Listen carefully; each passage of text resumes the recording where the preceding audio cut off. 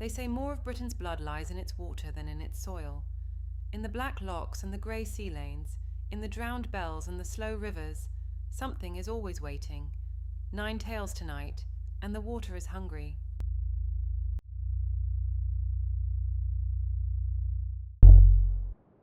Granny Bell told me never to climb on a beautiful horse by the water. On the still black locks of the Highlands, the calm is the first lie. A sleek jet-black horse stands at the edge, water running from its coat. Green weed tangles its mane, and its dark eyes are fixed on you alone. It will kneel and gentle itself and wait until a child climbs up.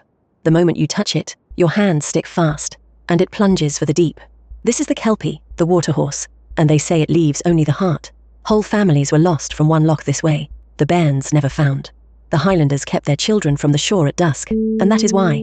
Walk a loch today and watch the rings spread with no wind at all.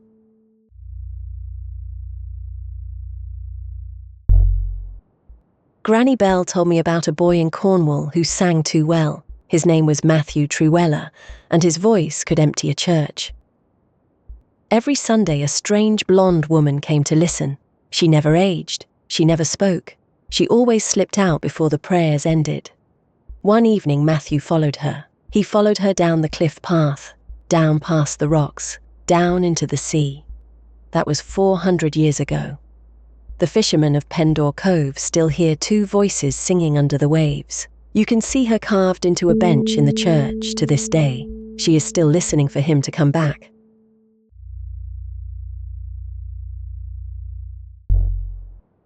They pulled 3 girls from the bay below Niarbyl, each one smiling, each one with sand packed deep in her lungs. On the Isle of Man, they tell of the Glashtin, who rises from the grey sea as a tall, dark man, dripping and handsome, with a voice like the tide turning.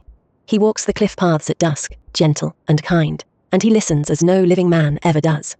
He courts the lonely ones who sit too long at the water's edge. He takes their hand. He leans in to whisper. And that, the old folks say, is the moment to look hard at the hair behind his ear. For if the wind lifts it, you will see them. Pointed, twitching, the ears of a horse.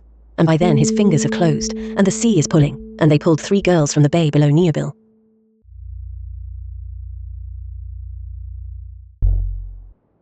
The thing in the photograph turned its small head, and looked back at the woman holding the camera. Falmouth, Cornwall, 1976. A woman on the shore saw a long neck rise from the grey water. Behind it a humped black back broke the surface, 15 feet of it, slick and wet.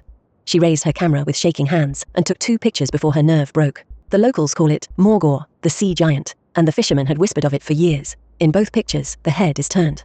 The small dark eye is fixed on the lens. It had seen her, in the same moment she saw it. She never gave her name. She never walked that shore again.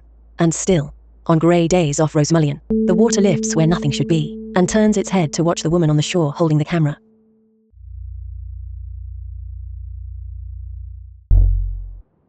Granny Bell told me about a thing pulled from the River Wear in County Durham.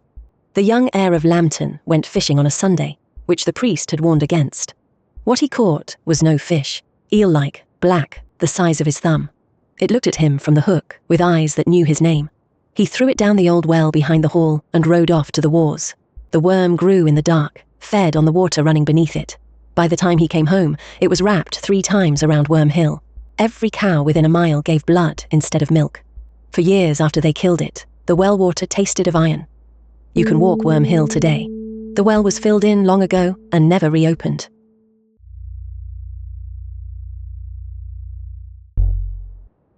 Every Saturday at dawn, they chained 7 girls to a rock and let the sea take them. Orkney called it the Mester Store worm, a serpent so vast its tongue could reach the moon, its breath a poison that blackened the crops and killed the cattle. The king bled his own kingdom of maidens, 7 a week, just to keep the thing sleeping. Then a boy named Asipattle rode a pot of burning peat straight down its open throat, into its liver, and set the monster alight from the inside. It writhed for a whole day. Its teeth fell out as it died, and became these very islands, Orkney, Shetland, the Faroes, the ground you are standing on now.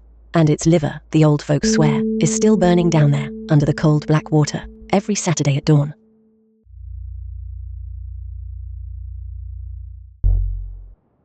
They found the captain's hat off the Cheyenne Isles, but not one man who sailed with him. Sailors call that strait the Minch, cold grey water between Lewis and the Scottish shore. Blue-skinned men sleep beneath it, and wake when a keel passes over their reef. The eldest lifts his blue head from the swell, and sings 2 lines of verse at the helm. The captain must finish the rhyme, word for word. before the next wave breaks. Answer true, and they sink back, grinning. Falter, and 100 cold hands close over the gunwale and drag the boat under, men and cargo and dog, into the green dark. The old sailors knew the rule: never let the blue man have the last word. So if you cross the Minch at dusk and hear singing through the foam, finish the verse, faster than the tide that found the captain's hat.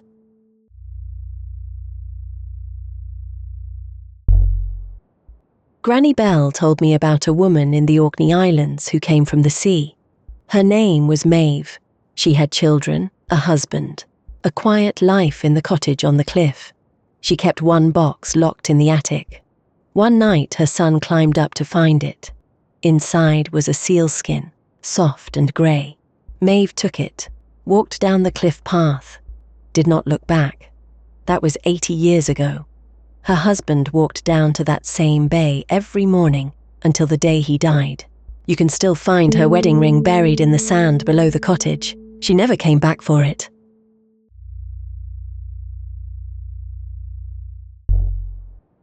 On Orkney, they will not say its name aloud near the water, for fear the sea hears.